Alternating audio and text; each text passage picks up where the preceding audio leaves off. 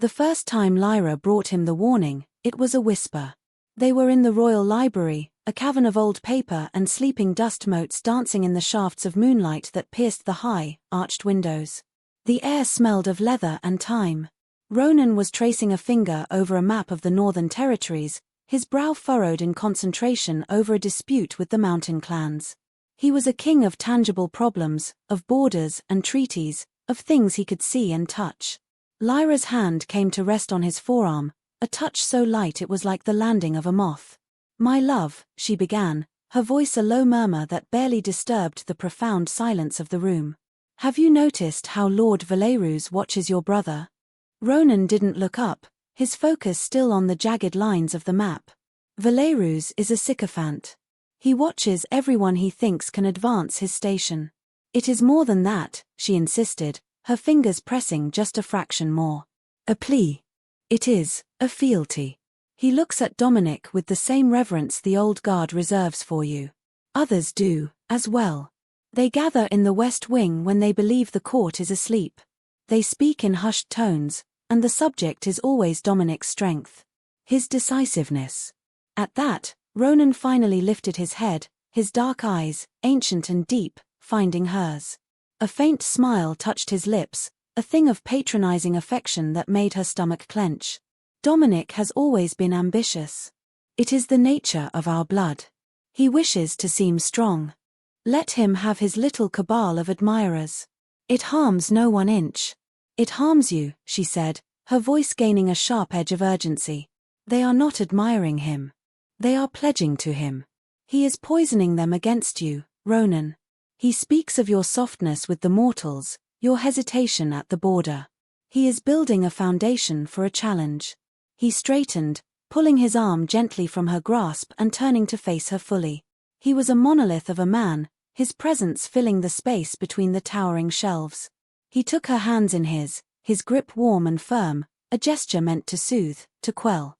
"Lyra," he said, his voice dropping into a tone of gentle chiding. "Dominic is my brother. My blood. We were born of the same night, have fought the same battles. He is mercurial. Vain, at times. But he is not a traitor. He would never move against me. You are seeing shadows where there are none." Her heart sank. He was not listening. He was hearing her words but not their meaning, filtering them through his own unshakable faith in a bond she could see was rotting from the inside out. "The shadows are cast by something real," she whispered, but the conviction in her voice had already begun to fray against the granite of his certainty. "Then I will light a few more torches," he said, his smile widening. He leaned down and kissed her forehead, a seal of dismissal. "Do not trouble your beautiful mind with such dark thoughts. Leave the politics to me." He turned back to his maps, and Lyra was left standing in the silence, the cold weight of his disbelief settling in her chest. The second time, 3 months later, her warning was a statement. She brought him a ledger, its pages filled with her own elegant, precise script. She had tracked movements of gold from the treasury, small, insignificant amounts siphoned off through falsified supply requests, all signed with a forgery of a junior treasurer's mark, but all benefiting coffers held by lords loyal to one person, Dominic. She found Ronan in the armory, the air thick with the metallic scent of whetstones and oil. He was inspecting a new shipment of swords, the crimson light from the forge fires glinting off his black hair. He tested the weight of a blade, his movements economical and deadly. "This is proof," she said, holding the ledger out to him. There was no pleading in her voice this time, only a flat, cold certainty. "He is buying loyalty, Ronan. He is funding a private army within your own guard." He took the book, his gaze flicking over the columns of figures. He saw the numbers, the names, the dates. For a moment, a flicker of something unreadable crossed his face, a tightening around his eyes. Hope surged in Lyra's chest, sharp and painful. He sees. He finally sees. But then he closed the ledger with a soft thud. "Clever accounting," he said, his voice carefully neutral. "Dominic has always been careless with coin. He is likely paying gambling debts, or buying some new bauble to impress a courtier. He uses other lords' accounts to hide his extravagance from me. It is foolish, but it is not treason." "You cannot possibly believe that," she said, her voice shaking with a sudden, furious despair. "Look at the names. Valerus. Gordian. The captain of the Citadel Guard. These are not gamblers, they are soldiers. They are his men. They are my men," Ronan corrected her, his voice hardening, the king replacing the husband. "And they are loyal to the crown." He handed the ledger back to her, his fingers brushing hers, but there was no warmth in the touch. "Dominic is my brother," he said again, the words a mantra, a shield against the truth she was trying to force upon him. "I will speak to him about his spending. But I will not entertain these accusations, Lyra. Not again. It is unbecoming. Unbecoming." The word struck her like a physical blow. She, who had spent sleepless nights poring over records, who had risked her own safety listening at doors and speaking to nervous servants, was unbecoming. She took the book, her hands numb. She looked at the man she loved, the king she served, and saw a blindness so profound, so willful, that it felt like a form of madness. He was choosing the comfort of a lie over the agony of the truth. She turned and walked away without another word, the heavy ledger feeling like a tombstone in her hands. The hope that had surged within her moments before had curdled into a cold, quiet resignation. The third time, she said nothing at all. It was a month before the blood moon ceremony, a night of sacred ritual and immense power. She had overheard 2 of Dominic's men in the stable yard, their words carried on the crisp autumn wind. They spoke of the ceremony, of the king being vulnerable, of a new dawn for their kind. The intent was no longer veiled in whispers and secret meetings, it was a blade being sharpened in plain sight. She went to their chambers that evening. Ronan was standing on the balcony, looking out over the sleeping city, a silhouette of immense power and profound loneliness against the bruised purple of the twilight sky. She walked to his side, her presence announced only by the soft rustle of her gown. He turned, a welcoming smile on his face, ready to speak of the day, of the mundane matters of state. She looked into his eyes, and the words she had prepared, the final, desperate plea, died on her tongue. She saw the same unshakable certainty, the same gentle, dismissive love. He would not hear her. He could not. To accept her warning would be to accept the wreckage of his world, the betrayal of his own blood. And he was not ready. Perhaps he would never be. Saying it again would not save him. It would only diminish her further, make her the frantic, hysterical consort seeing phantoms in every corner. It would be an act of self-destruction. So she said nothing. She leaned against him, resting her head on his shoulder, and spoke of the changing leaves in the royal gardens. She asked if he thought the winter would be hard. She kept her voice light, her words meaningless, a fragile shell of normalcy around the chasm that had opened between them. He answered in kind, his arm wrapping around her, pulling her close. He felt her proximity, but he did not feel her distance.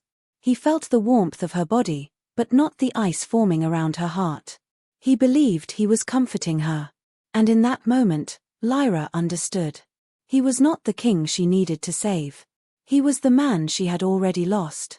She would stand by his side, she would face what was coming, but she would do it in silence. She had given him her voice, and he had refused it. She would not offer it again. From that night on, she spoke to him of the weather, of music, of trivial court gossip. And he, in his magnificent, tragic blindness, thought everything was finally well. He thought she had finally found peace. The night of the blood moon was a wound in the sky.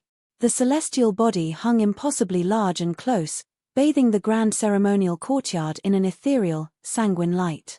It was a light that made stone weep crimson and turned shadows into pools of ink. Ancient tradition dictated that on this night, the king would renew his bond with the source of their power, an act of ritual vulnerability that affirmed his right to rule. The entire court was assembled, a sea of dark silks and pale faces, their features sharpened and made strange by the bloody glow. Ronan stood at the center of the dais, his hands outstretched over the obsidian altar. He was magnificent, every inch the king, clad in black velvet embroidered with silver thread that seemed to drink the unnatural light. His eyes were closed in deep concentration, his connection to the power of the moon a palpable thing, a low hum that vibrated in the very air. Lyra stood a few paces behind him and to his right, her designated place. Her own gown was the color of a midnight sky, and in her heart, a cold, still dread had taken root. She did not watch Ronan. She watched Dominic. He stood with the other High Lords, his expression one of solemn reverence, a perfect mask of loyalty. But his eyes, when they weren't on his brother, darted to the periphery, to the honor guard lining the courtyard. She saw the minute, almost imperceptible nod he gave to Captain Gordian. She saw the captain's hand drift, ever so slowly, to the hilt of his sword. It was not the posture of a guard at ease, but of a predator waiting for the signal to strike. Her gaze swept the courtyard, cataloguing the faces she had named for Ronan. Valerus, standing near the great archway, his hand already on his weapon. The other guards, a dozen of them, their stances subtly altered, their weight shifted forward onto the balls of their feet. They were a network of poised violence, invisible to everyone but her. The air grew thick, heavy with unspoken intent. The hum of Ronan's power intensified, reaching its peak. This was the moment of his greatest strength, and his greatest weakness. The moment of the strike. It happened not with a roar, but with the whisper of drawn steel. A dozen swords cleared their scabbards in a single, synchronized, lethal sound. The loyal half of the guard, taken by complete surprise, had no time to react. The betrayal was a flash of silver in the red light. Gordian was the first to move, lunging not at the lords or the other guards, but directly at the dais, directly at the king's exposed back. Time seemed to stretch, to warp. The gasps of the courtiers, the first shouts of alarm, all seemed to happen in slow motion, muffled as if coming from a great distance. Ronan's eyes snapped open, confusion warring with shock as the hum of power was shattered by the shriek of steel. He began to turn, but he was too slow. The ritual had him in its thrall, his movements sluggish, his senses overwhelmed. Lyra was not. She had been waiting for this moment for 6 agonizing months. Her dread had been a coil wound tight in her gut, and in that instant, it snapped. There was no thought, no decision, only a pure, desperate instinct to shield, to protect the man who had refused her protection. She moved with a speed that shocked even herself, crossing the space between them in 2 fluid steps. She threw herself in front of Ronan, her body a living shield, just as Gordian's blade sliced through the air. The pain was a white-hot flash, a blinding sun that exploded behind her eyes. It stole her breath, her sight, everything. The sword, meant for Ronan's heart, plunged into her side, its tip grating against bone. A strangled cry escaped her lips, a sound of pure agony. She felt the strength drain from her limbs, her knees buckling. Ronan's hands caught her as she fell, his face a mask of utter horror, the king's trance shattered by the brutal reality of her sacrifice. The courtyard erupted into chaos. Loyal guards clashed with traitors, the clean ceremony descending into a bloody, desperate melee. But for Ronan, the world had shrunk to the space of his arms, to the woman bleeding out within them. Her blood, dark and hot, was soaking the front of his ceremonial robes. Her face was impossibly pale, her breathing a shallow, ragged whisper. "Lyra," he breathed, his voice broken. Her eyes fluttered open, finding his. In them, he saw not reproach, not an "I told you so," but only a profound, heartbreaking sorrow. "I'm sorry," she whispered, a crimson fleck appearing at the corner of her lips. "I couldn't make you see." That was when the rage came. It was a cold, black thing, an ancient and terrible fury that eclipsed his grief. He laid her gently on the dais, the movement belying the tempest inside him. He rose to his full height, his eyes scanning the fray until they landed on his brother. Dominic stood near the altar, his sword in hand, his face contorted in a snarl of frustration and fury that his perfect plan had been spoiled. Ronan moved. He did not run, he flowed through the battle, a phantom of vengeance. Men, loyal and traitor alike, scrambled out of his path. He was no longer a king. He was a force of nature. He parried a clumsy strike from Valerus without looking, his counterstroke taking the lord's head from his shoulders in a single, contemptuous arc. He reached Dominic, who raised his sword, a desperate bravado in his eyes. "You were always weak, brother," Dominic spat. "Too sentimental. She made you weak." Ronan didn't answer with words. His movements were a blur. He disarmed Dominic with a brutal twist of his wrist, sending the sword clattering across the stone. He seized his brother by the throat, his fingers like iron bands, lifting him effortlessly from the ground. Dominic's feet kicked uselessly, his face purpling, his eyes wide with terror. "She was my strength," Ronan said, his voice a low, terrifying growl that cut through the din of battle. "And you tried to take her from me." He looked into the eyes of the man who shared his blood, the man he had defended and loved and trusted above all others, and he saw nothing. Nothing but a hollow ambition that had cost him everything. The blindness fell away from his eyes, not like a veil, but like shattered glass, each shard a memory of Lyra's warnings, of her pained eyes, of his own arrogant dismissals. He saw it all in a single, crushing instant of clarity.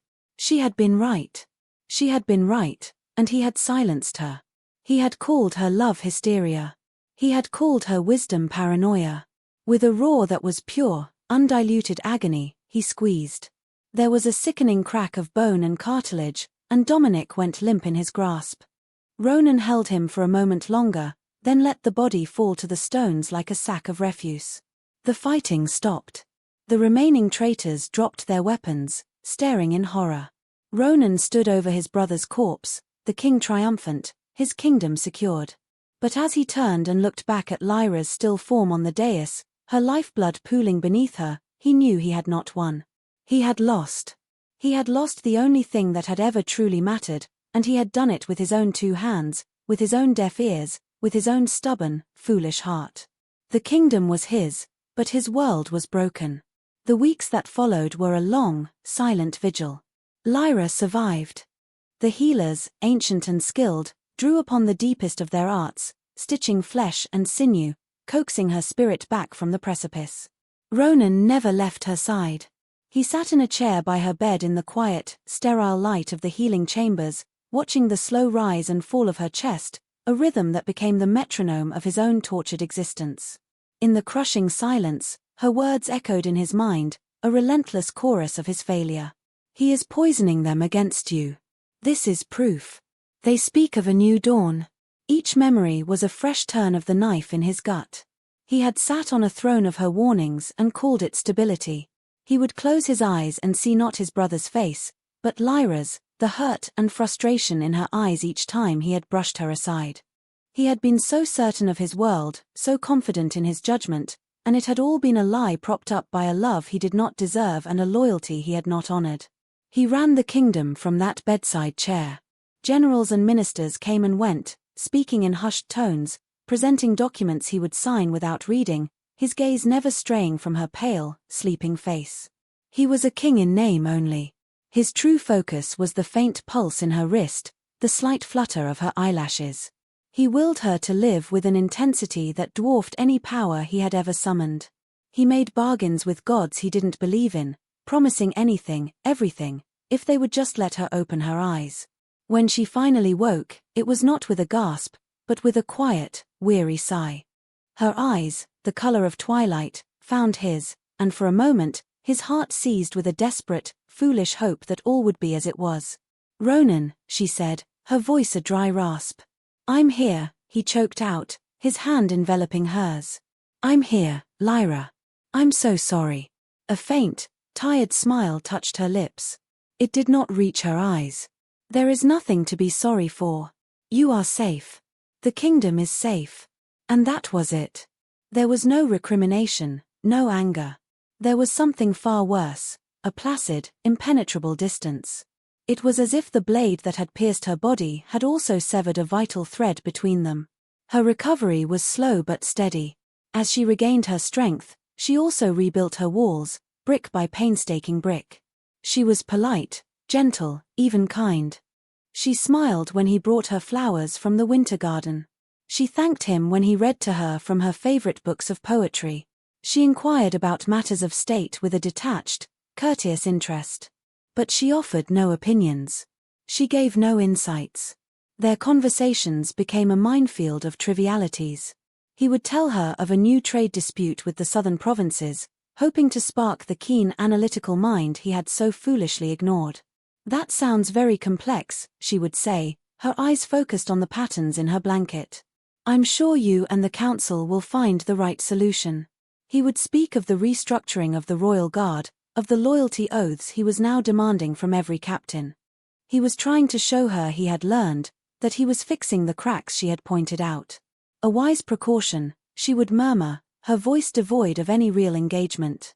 Security is paramount. She never spoke of Dominic. She never spoke of the blood moon. It was a gaping wound in their history that she simply refused to acknowledge. He tried, once, to force the issue. "Lyra, we must talk about what happened," he said, his voice tight with desperation. She looked at him, her gaze clear and steady, and utterly empty of the passion he remembered. "What is there to talk about? Your brother betrayed you. You stopped him. The traitors have been dealt with. The matter is concluded." "It is not concluded," he burst out, his control snapping. "I almost lost you. I didn't listen, I was a fool, a blind, arrogant fool, and you were nearly killed for it." She watched him, her expression unchanging. "You were grieving the idea of your brother's betrayal. It is understandable. But it is over now. There is no need to distress yourself by revisiting it." She was treating him like a fragile child, a patient to be soothed. She was managing his emotions, just as he had once managed hers. The irony was a physical sickness in his throat. He had silenced her, and now that he was desperate to hear her voice, she would not, or could not, give it to him. The vital, brilliant, passionate woman who had challenged him, who had loved him enough to show him his own flaws, was gone. In her place was this beautiful, hollow shell who agreed with everything and saw nothing. The castle felt colder, the shadows longer. He had his kingdom. He had his life. But he had lost his queen.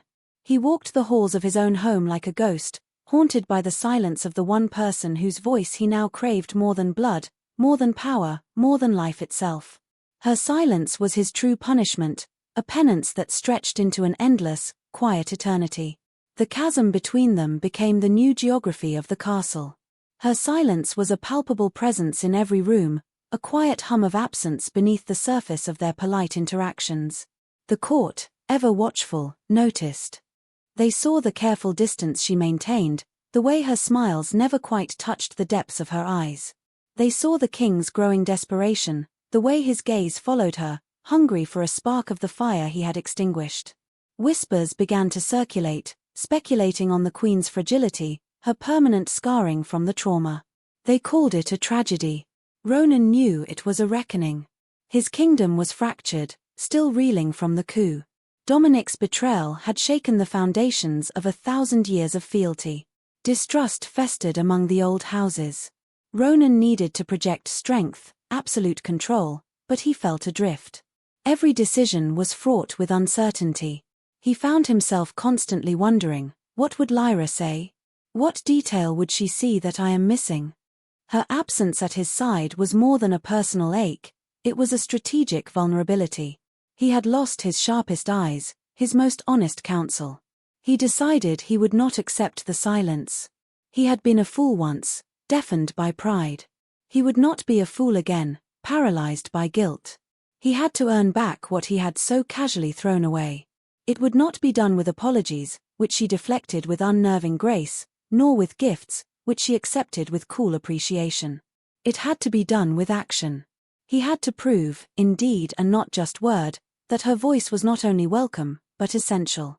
His first move was to summon her to a meeting of the War Council.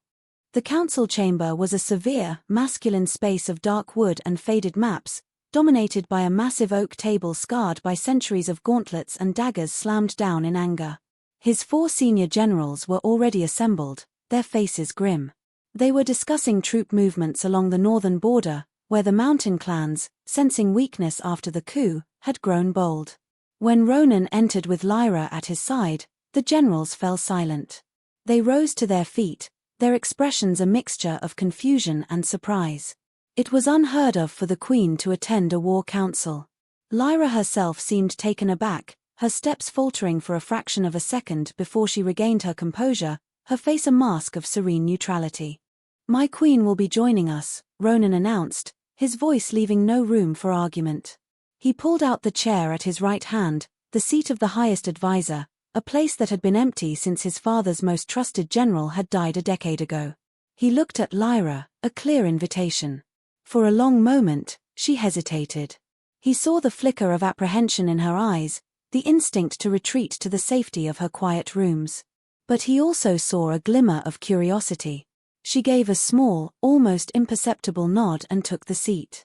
The generals exchanged uneasy glances but sat down, their attention fixed on the king. The briefing resumed. General Kale, a grizzled veteran with a face like a topographical map, detailed the clan's raids, the supply lines they were threatening, the escalating boldness of their incursions. He proposed a direct, overwhelming assault, 3 legions to push them back into the highest peaks before winter snows made the passes impassable. It was a classic strategy of brute force, the kind Ronan himself would have favored months ago. When Kale finished, Ronan turned his head. "Lyra," he said, his voice quiet but clear in the silent room. "Your thoughts?" The generals stared. Lyra looked down at the map spread across the table, her hands clasped in her lap. The silence stretched. Ronan's heart hammered against his ribs. He had brought her here, forced her into this position, and she would give him nothing. He had miscalculated. But then, she spoke. Her voice was soft, yet it carried in the tense quiet of the room. "The clans are not a conventional army, General," she said, her eyes tracing the jagged lines of the mountains. "They do not hold territory. They live in the rock and the wind. A full assault will find nothing but empty villages and hidden arrows. You will lose men to attrition and the cold, and when our legions withdraw, the clans will simply return." She lifted her gaze, not to Ronan, but to the map. "They are not raiding for land. Look at what they are taking: grain, salted meat, cured hides, firewood. They are not preparing for war. They are preparing for a hard winter. Their own elders have noted the changing seasons, the weakness of the elk herds." She finally looked at General Kale. "You send 3 legions, and you will turn desperate people into a unified enemy. You will give them a reason to fight. You will start a war that will last for a generation." Ronan let out a breath he didn't realize he'd been holding. It was her. It was her voice, her mind, the one he remembered. The clarity, the perception, the ability to see the human story behind the military facts. General Kale bristled.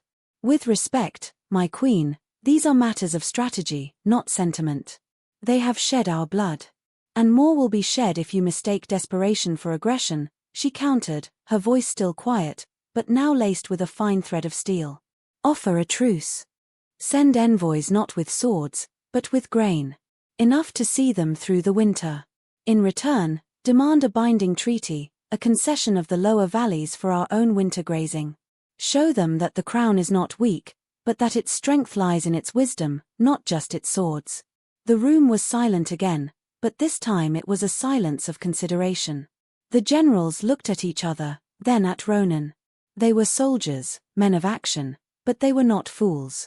They could see the logic in her words, the potential to avoid a costly and draining conflict. Ronan looked at Lyra, a wave of gratitude and admiration so powerful it almost brought him to his knees. She had done it.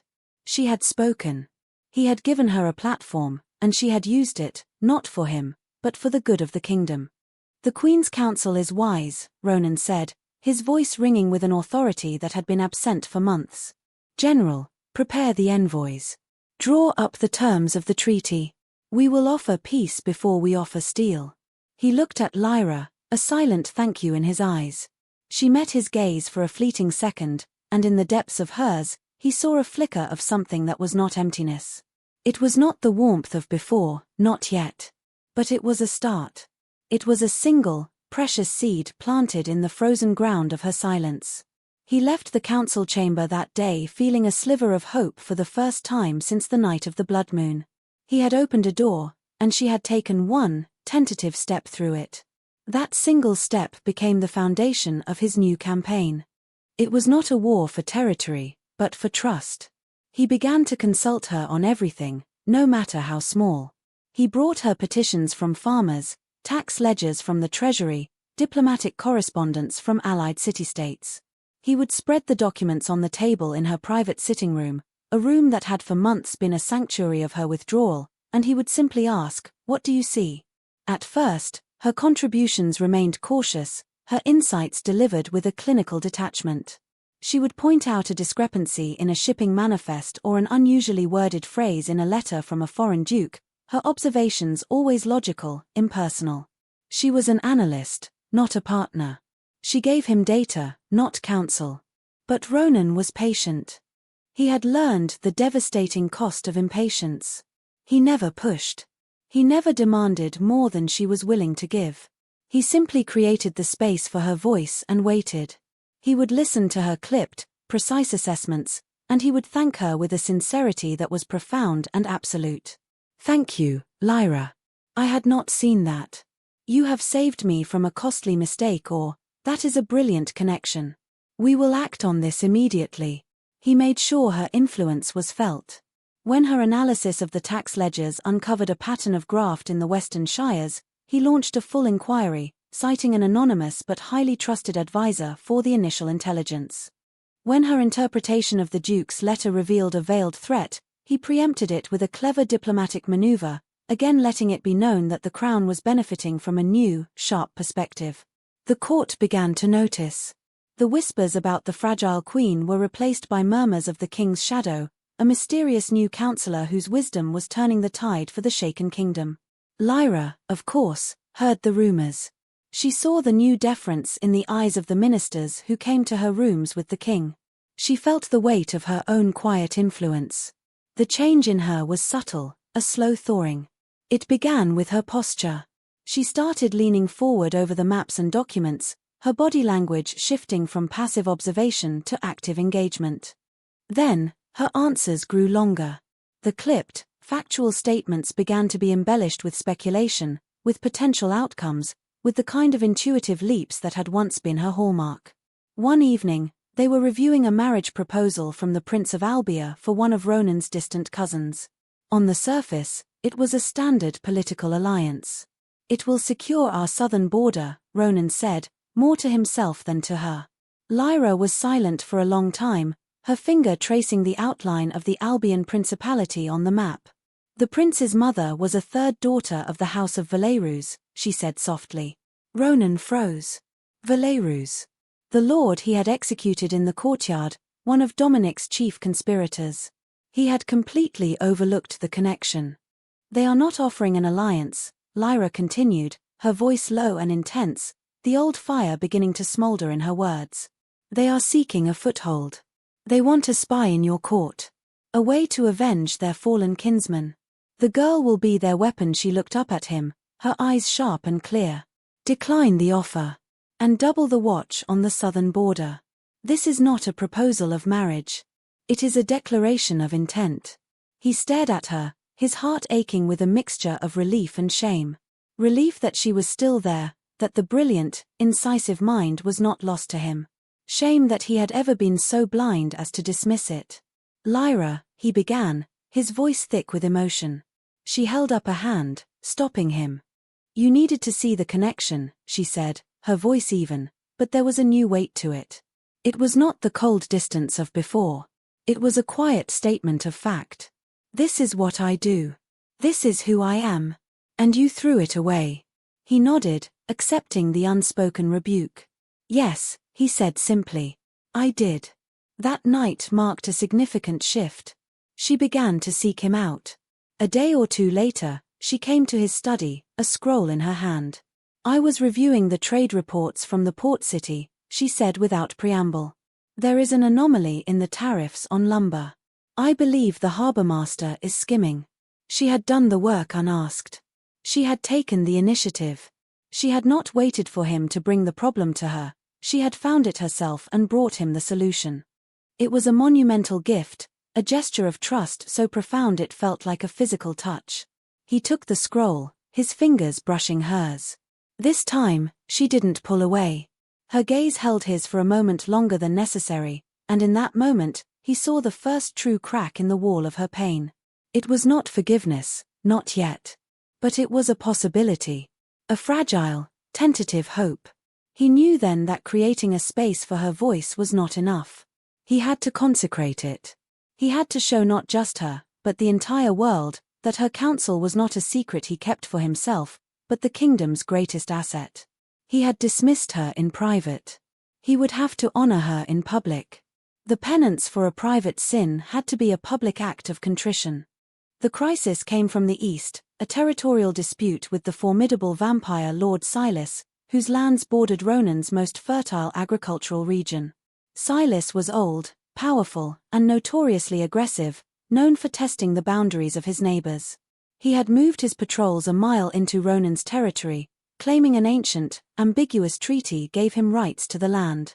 It was a classic provocation, designed to test Ronan's resolve. The War Council was unified. This was an act of war. They had to respond with overwhelming force, to make an example of Silas and show the other lords that the kingdom was not to be trifled with. Their arguments were sound, their logic rooted in generations of military doctrine. To show anything less than absolute strength would be seen as weakness, inviting further challenges. Ronan listened, his face a stony mask, but his mind was a storm of doubt. A war with Silas would be bloody and long. Even if they won, the cost in lives and resources would be staggering, further destabilizing a kingdom still healing from his brother's treachery. That night, he went to Lyra's chambers. He didn't bring maps or generals. He came alone, laying the dilemma before her not as a king seeking advice, but as a man burdened by an impossible choice. He told her of the council's consensus, of the political risks of appearing weak, of the human cost of a war. He held nothing back, showing her his own fear and uncertainty, a vulnerability he had never revealed to anyone. She listened, her hands folded in her lap, her expression unreadable. When he finished, the silence in the room was heavy with the weight of his confession. "They are right," she said finally, and his heart plummeted. To do nothing would be to invite disaster. Silas would see it as confirmation of your weakness. He would take the mile, then another, then another. She stood and walked to the window, looking out into the darkness. But the generals see only one kind of strength. The strength of the sword. There are other kinds. She turned back to him, her eyes dark with intensity. Silas is old. What do old vampires covet more than land? Legacy. Respect. They crave the acknowledgement of their place in history. He isn't just provoking you, he is demanding that you see him. That you treat him as an equal. A new path began to form in Ronan's mind, illuminated by her words. "You think this is about pride? It is always about pride," she said. "He expects you to send an army. It is the move he has prepared for. It is the move that validates his aggression. Do not give him the war he wants. Give him the recognition he craves." She paused, her gaze unwavering. "Challenge him. Not to a war between kingdoms, but to single combat. A duel of champions. His best warrior against yours. The winner's lord takes the land. It is an ancient right, rarely used, but deeply respected.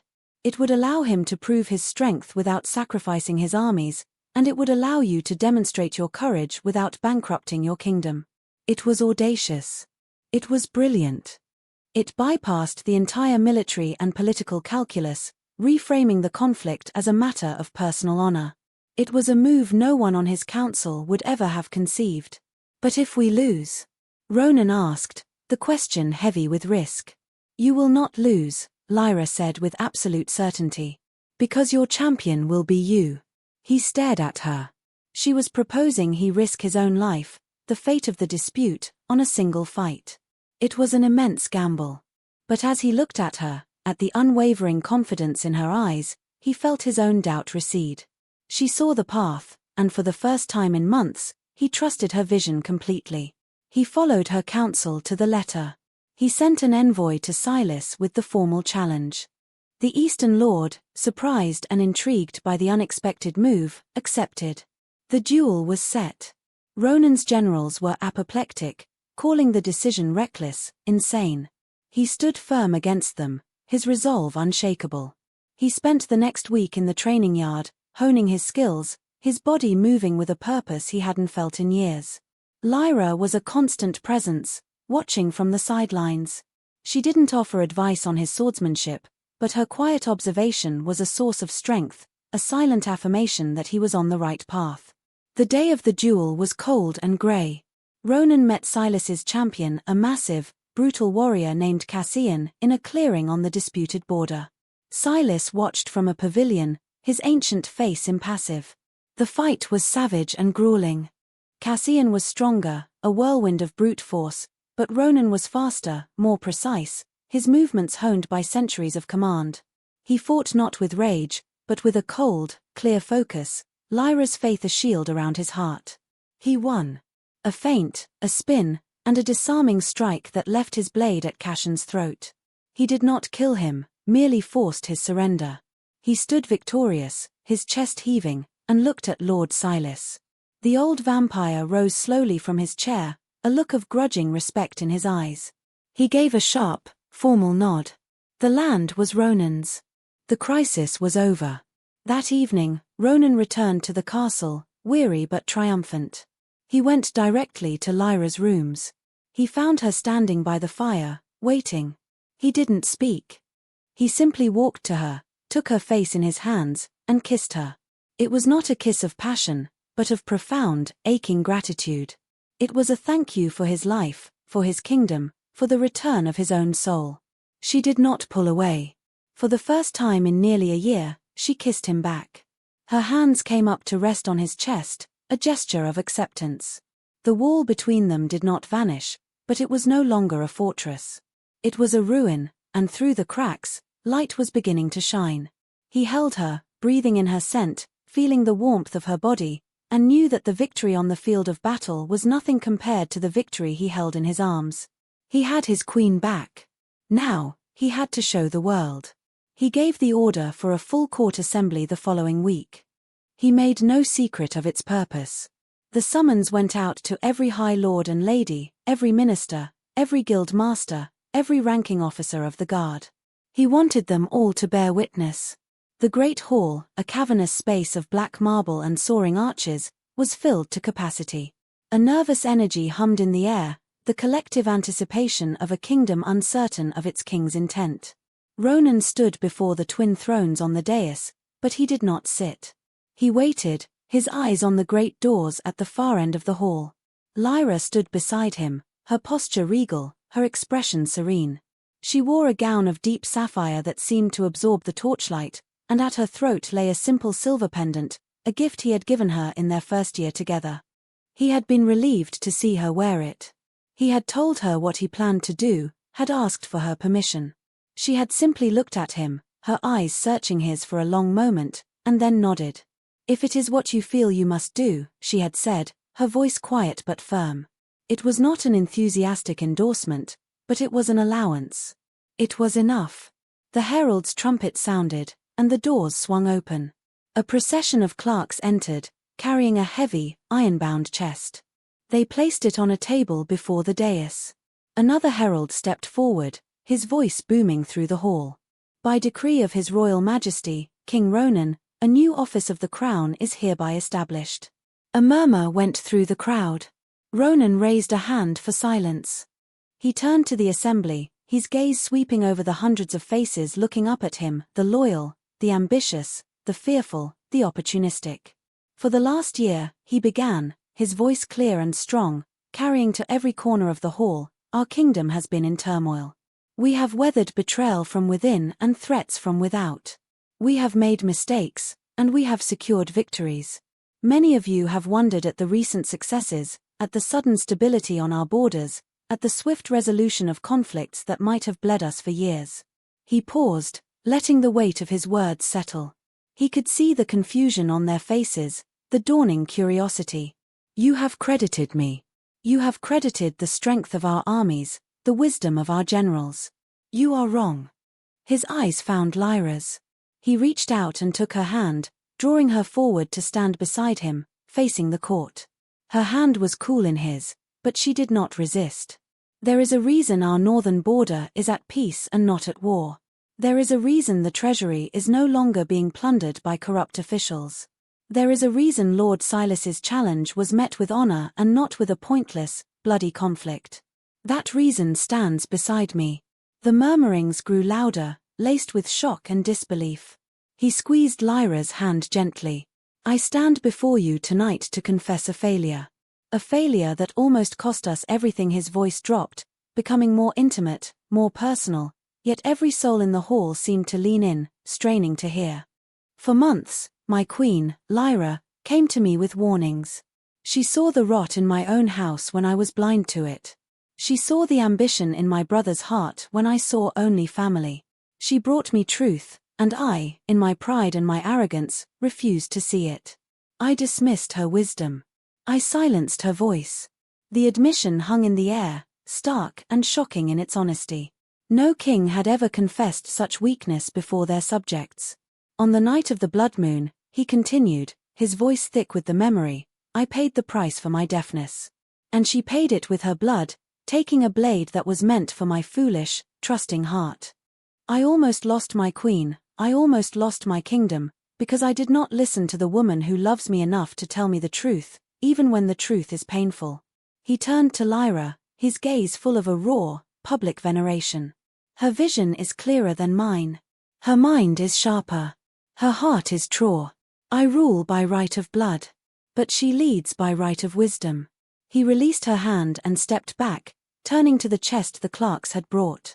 He opened it and lifted out a heavy chain of office, intricately wrought in silver and obsidian. At its center hung a medallion bearing the royal seal, but overlaid with the symbol of an open eye. Therefore, by royal decree, I am creating the office of King's Advisor. This will not be a ceremonial title. The advisor will have a voice equal to the king's in all matters of state.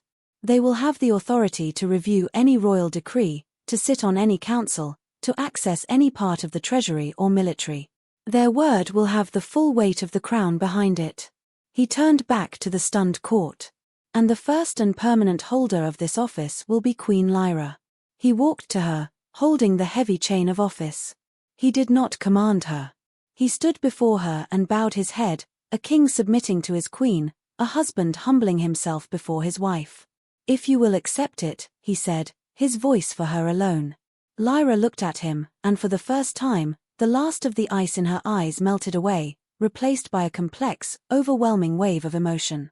She saw the truth of his remorse, the depth of his transformation. He was not just giving her a title. He was giving her back her voice, amplifying it for all the world to hear.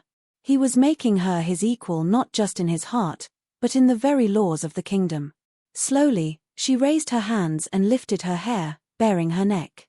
It was a gesture of acceptance, of trust, of reunion. With trembling hands, Ronan placed the heavy chain around her neck. It settled on her shoulders, the obsidian eye gleaming in the torchlight. He stepped back, took her hand, and raised it high for the entire court to see. Behold, he declared, his voice ringing with triumph and relief. Your queen, and my advisor. Her voice is the voice of the crown.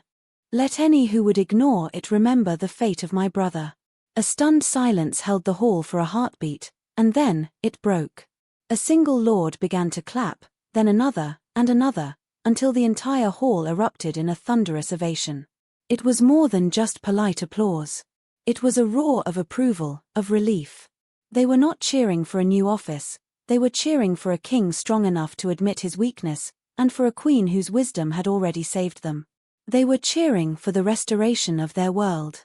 Later that night, long after the court had dispersed and the great hall was empty, they stood together on the balcony of their chambers, the cool night air a balm on their skin. The city below was a tapestry of sleeping lights under a canopy of indifferent stars. For a long time, neither of them spoke. The silence between them was no longer a chasm of pain, but a comfortable space of shared understanding. It was a grand gesture, Lyra said finally, her voice soft. She touched the heavy medallion that rested against her chest. Theatrics worthy of a king. Ronan turned to her, a faint smile on his lips. Was it enough? She looked up at him, her twilight eyes searching his.